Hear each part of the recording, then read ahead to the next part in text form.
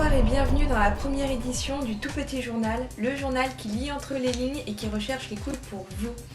Aujourd'hui, c'est sur l'actualité de la santé que nous nous sommes penchés et tout de suite l'actu santé en bref.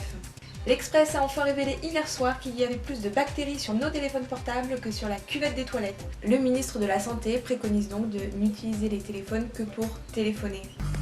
Des chercheurs de l'université du Maryland ont prouvé que la femme était plus bavarde que l'homme, ceci serait dû à la protéine Fox P2. Et oui, 15 chercheurs et 10 ans de recherche pour nous le prouver, ça fait mal au cul. Et enfin, les médicaments vont être certainement peut-être commercialisés en grande surface. Heureusement que les supermarchés sont à cheval sur la qualité de leurs produits, nous pouvons leur faire confiance. Pour tout renseignement, demandez conseil à votre caissière la plus proche. Commençons avec le premier sujet de ce 3 mars 2013 concernant la sécurité routière. Une étude galloise aurait prouvé qu'il serait plus dangereux de conduire enrhumé que sous l'effet de l'alcool. Mais alors, qu'est-ce qu'on pourrait imaginer après l'éthylotest obligatoire dans nos portières ? Bonsoir, police. Je vois que vous êtes enrhumé. Veuillez soulever dans ce mouchoir, s'il vous plaît.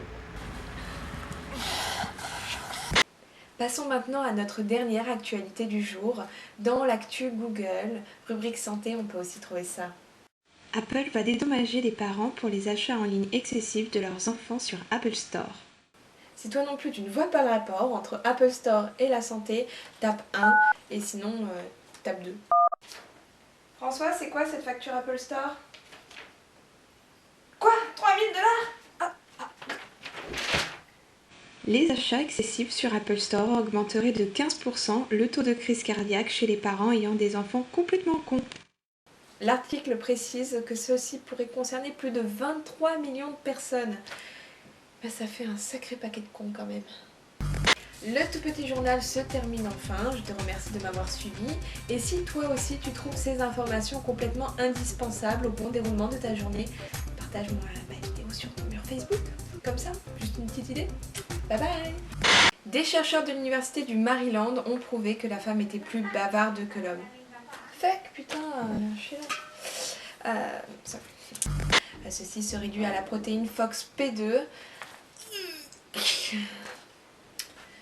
Une étude galloise aurait prouvé qu'il était plus enrhumé que dangereux. De dire ce genre de choses. Ok, c'est nul ça, c'est tout tellement pourri. Je suis le smiley blessé. Veuillez souffler, madame. Oh, c'est vert, sortez tout de suite de ce véhicule. Vous partez pour 24 heures de mise en cinquantaine. Un baron de gaz pour la 3. À bientôt.